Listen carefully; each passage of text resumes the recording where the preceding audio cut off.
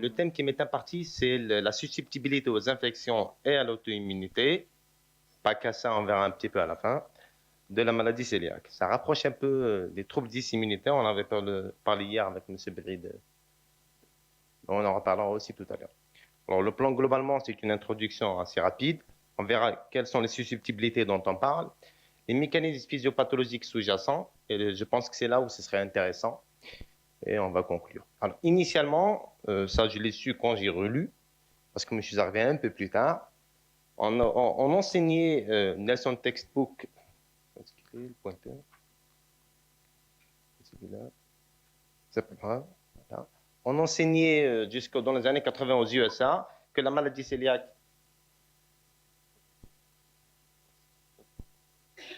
On enseignait dans le Nelson Textbook of Pediatrics, livre de référence de pédiatrie, que la maladie cœliaque était rare, qu'elle touchait essentiellement la population caucasienne, enfin d'origine caucasienne, 1 sur 3, 1 sur 10 000, dans la population générale.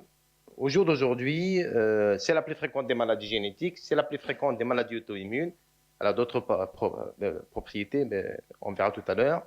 C'est une maladie quasiment ubiquitaire, on va la trouver un petit peu partout, et on estime qu'elle touche grosso modo 1% de la population, un peu moins, un peu plus, mais c'est une maladie de dysrégulation immunitaire. On verra tout à l'heure, c'est pas tout à fait que auto-immun, bien que les auto-anticorps sont essentiellement, enfin, sont connus depuis longtemps, de plus en plus affinés. Les derniers, c'est les antigliadines dynamidées, mais essentiellement en pratique, c'est les transglutaminases, c'est-à-dire la lésion histologique, et l'endomysium, le conflit antigénique intracellulaire. Et il y a bien sûr un terrain génétique de susceptibilité qui est bien connu, essentiellement basé sur les HLA DQ2 et DQ8 et ou DQ8. Ça ne suffit pas, mais c'est une condition sine qua non. Ce qui est intéressant pour les maladies auto-immunes en général et pour la maladie cœliaque en particulier, c'est que la prévalence est en train d'exploser. Elle double chaque 15 ans depuis les 5 dernières décennies et c'est intimement lié au mode de vie occidental. On estime qu'environ 50% des différences ethniques, par exemple entre les Chinois et les Australiens, entre les Indiens, enfin les Hindous et les Européens, on estime que 50% est lié au mode de vie occidental. Donc, probablement, ça explique une bonne partie de cette différence. Et nous, on n'est pas si mal nantis. On a 5,5% de prévalence de maladies cœliaques en Algérie, c'est à peu près la même chose dans le Maghreb. Peu ou prou, ça dépend où, comment on fait les études, histologiques ou sérologiques. Mais on est meilleur que les Finlandais, enfin, pire que les Finlandais, pire que les Italiens. Bref, c'est pas si peu fréquent chez nous au Maghreb. Alors, premièrement, la susceptibilité à l'auto-immunité, on peut travailler ici sur ça, on est dans notre équipe. On sait que la maladie cœliaque ici est liée par plusieurs voies de signalisation à d'autres maladies auto-immunes, l'arthrite juvénile idiopathique, la spondylarthrite, la maladie de Crohn, le lupus, arthrite rhumatoïde, sclérose en plaques, diabète, colite ulcéro-nécrosante, bref, beaucoup de maladies. Mais je pense que ce schéma est meilleur parce qu'il montre, comme c'est le titre, le chevauchement, l'intérêt du chevauchement génétique et du screening, parce que ça touche de multiples organes, système nerveux central, cervelet, thyroïde, j'y passe, et qu'à chaque fois, on a soit des maladies qui sont intimement liées à la maladie cœliaque, soit des syndromes de chevauchement, par exemple, au cours de la sclérose en plaques ou au cours, par exemple, du diabète type 1. Ce n'est pas forcément une relation de cause à effet, mais il y a un chevauchement. Bref, les maladies auto-immunes installées, chroniques, donc pas un virage sérologique seulement, sont augmentées chez la maladie cœliaque, chez les malades cœliaques, et on estime par exemple que pour ce qui est endocrinien, glandulaire, 10 à 30% des cœliaques ont une thyroïdite ou un diabète de type 1, et inversement, 5 à 7% des patients ayant une thyroïdite ou un diabète type 1 ou une autre polyendocrinopathie auto-immune sont cœliaques positifs sérologiquement. Alors, d'un point de vue physiopathologique, c'est très joli. Bon, moi, je trouve ça très joli parce qu'il y a plusieurs mécanismes. Alors, j'y mets ça en filigrane, on verra tout à l'heure. Alors, le premier, c'est la perte de perméabilité intestinale. Leaky gut, on sait que c'est très incriminé dans toutes les pathologies auto-immunes. On avait parlé hier discrètement qu'on disait pas des macromolécules hier de sensibilisation. Mais c'est vrai que quand on a une grosse macromolécule de gluten qui stimule, ça titille l'auto-immunité et parfois ça titille plus que la maladie cœliaque. On a une similitude moléculaire, par exemple, entre les molécules de gliadine et d'autres molécules, on verra tout à l'heure avec la toxoplasmose. On a aussi des mécanismes, ça fait plus notre congrès, des mécanismes plus liés aux cellules T, ou ça fait plus gastro, pardon, des mécanismes plus liés à la translocation du microbiote intestinal. C'est-à-dire, au lieu d'être eubiotique, on va être dysbiotique, et cette dysbiose va agir sur le microbiome d'abord intestinal, puis de l'hôte. Alors, Troncone, qui est un Italien qui travaille essentiellement sur la maladie cœliaque, lui, il a résumé ça dans plusieurs mécanismes possibles. Soit c'est un mécanisme environnemental essentiellement infectieux, soit c'est un mécanisme génétique, soit c'est un mécanisme humain, et je passe sur les détails. Mais ce qui est intéressant en pratique, c'est que c'est très lié, désolé monsieur Harif, je ne me connais pas trop, mais c'est très lié à l'hypofonction splénique, qu'on appelle l'hyposplénisme. Et ce serait intéressant de rechercher, par exemple, les globules rouges, les inclusions intra-érythrocytaires ou les cours de Joly. Et ça prédispose aux maladies cœliaques réfractaires. Et ce ne serait pas mauvais d'apprécier la fonction splénique chez les malades cœliaques. Parce qu'en réalité, ce sont eux qui vont développer les maladies auto-immunes associées. On peut faire l'inverse. Et c'est ce qui a été fait. Ils ont prouvé par régression, très récemment, là, dans Nature Medicine en mai, qu'on peut retrouver un phénotype CD4+, qui est stimulé par la maladie cœliaque, mais qui est commun à d'autres maladies auto-immunes. Ça, c'est très intéressant. Ça veut dire qu'on sait que c'est le gluten, parce que sans ça, il n'y aurait pas. Mais on sait qu'ils ont fait une cytométrie, ils ont combiné cytométrie, génétique et recherche d'ARN, voilà, combining HLA-DQ, oui, voilà, cytometry and RNA. Bref, ils ont pu prouver que ce polymère stimulé par le gluten était présent dans d'autres maladies auto-immunes. Donc, probablement que le gluten va stimuler. Pourquoi, chez qui, comment, on n'y est pas encore. Deuxième volet de susceptibilité, la susceptibilité aux infections, qu'elles soient septiques ou pas, l'influenza, tuberculose, Clostridium difficile, le sepsis essentiellement induit par le pneumo en soi, et on verra qu'il y en a plein d'autres.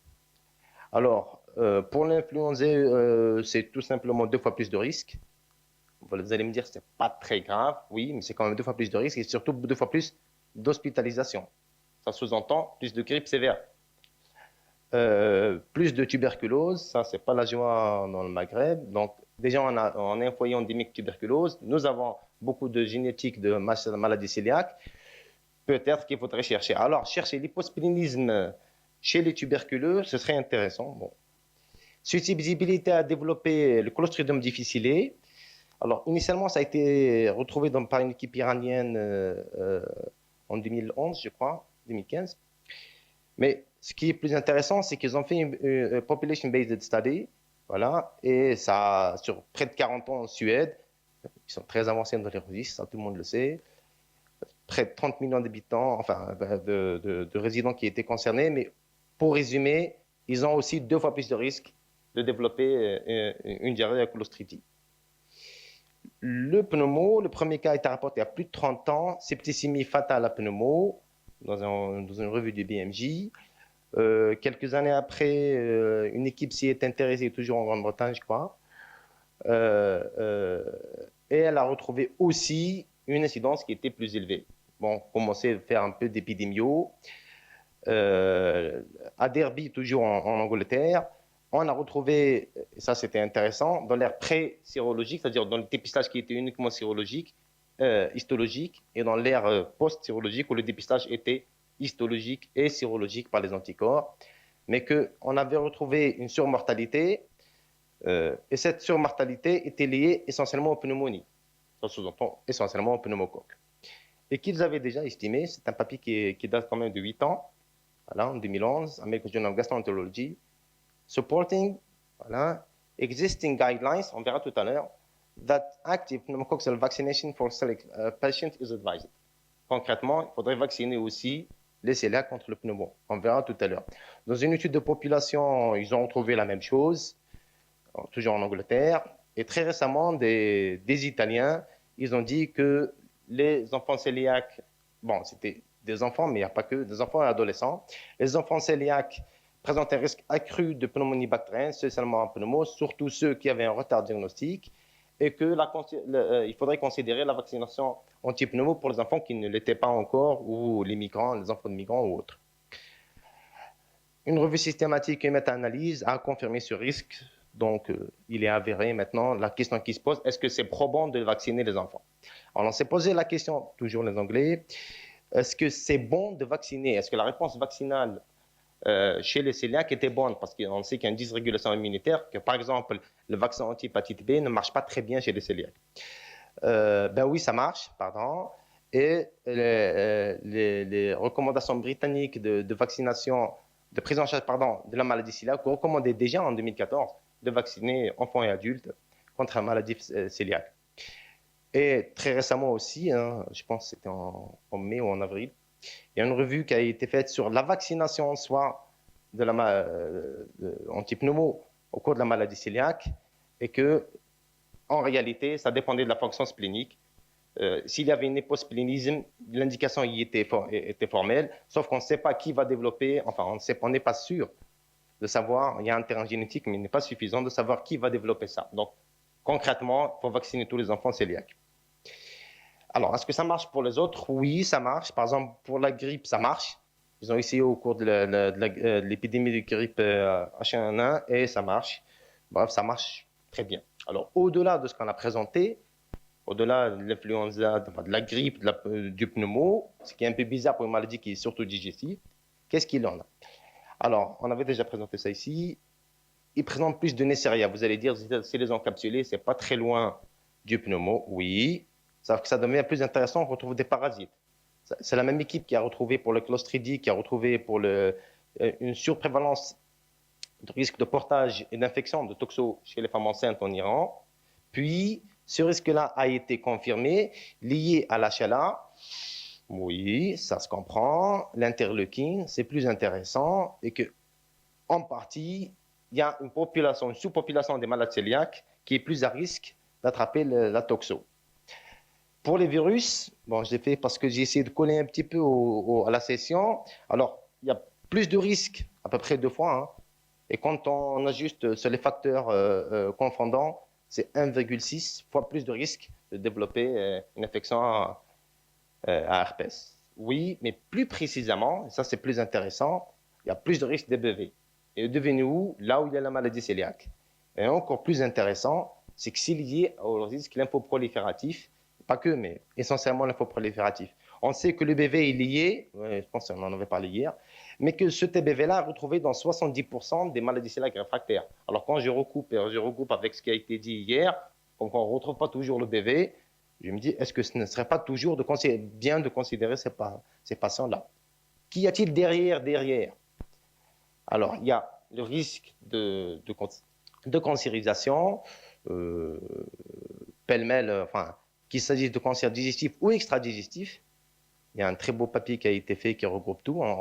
Et hier, parce que Mme Giden avait parlé des télomères, j'ai jugé que c'était bon aussi de parler qu'il y a aussi un raccourcissement des télomères dans la maladie cœliaque.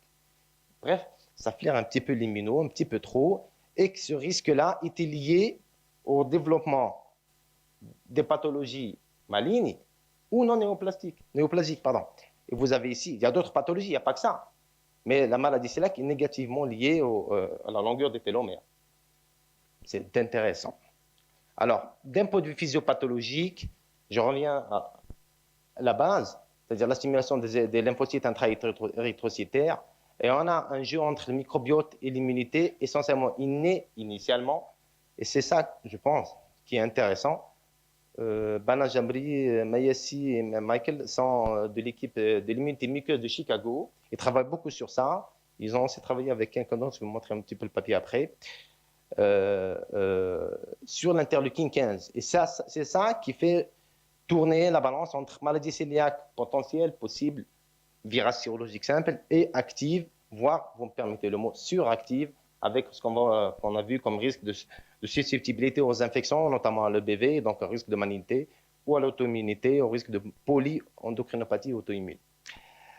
Alors, l'interleukine 15 et le récepteur de l'interleukine 15, leur gène sont aussi considérés comme des gènes à risque de développer la maladie cœliaque au-delà de ce qu'on avait vu comme la HLA DQ2 et DQ8. Ce sont des gènes de susceptibilité sine qua non pour développer la maladie, mais insuffisants à eux-mêmes pour déclencher la maladie. Donc on sait qu'il y a d'autres facteurs de risque, essentiellement génétiques, enfin en partie ou du moins génétiques, parmi lesquels c'est pas très récent, enfin en 2017, mais on sait que c'est lié à l'interleukine 15 et son récepteur. Et si on revoit les rôles dans la physiopathologique de l'interleukine 15 dans la maladie cœliaque, c'est celle-là, Valérie Abadier, qui était à Toulouse.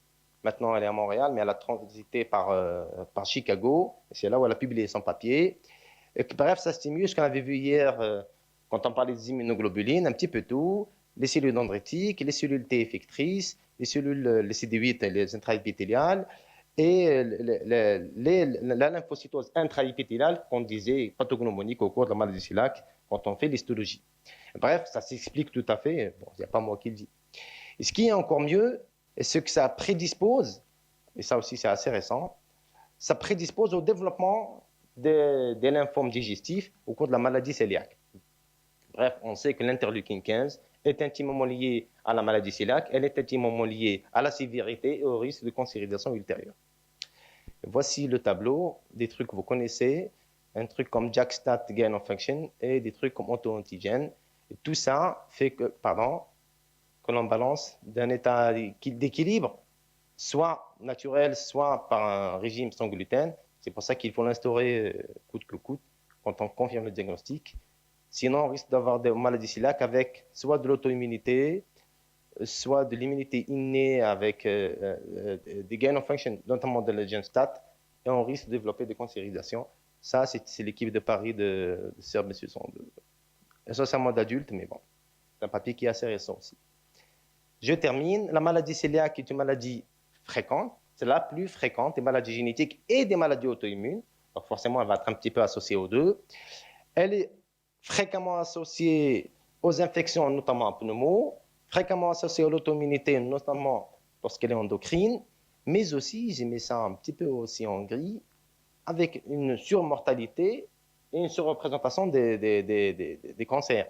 Physiopathologiquement, il y a clairement un jeu entre la génétique et l'immunité innée et l'inflammasome, j'ai passé dessus, mais c'est très clair. La mortalité, la morbidité dans les cas sévères, soit par l'auto-immunité qui se développe en cancer, soit par des infections qui se développent en sepsis. Bref, c'est pas aussi bénin qu'on puisse le croire. On ne voit pas ça tous les jours, mais c'est pas aussi bénin. La prévention passe facilement par un diagnostic précoce et une bonne prise en charge, par essentiellement un régime bien suivi, correct. Le dépistage, ça c'est intéressant parce que les lymphomes digestifs, ils ont spontanément une sérologie qui est négative.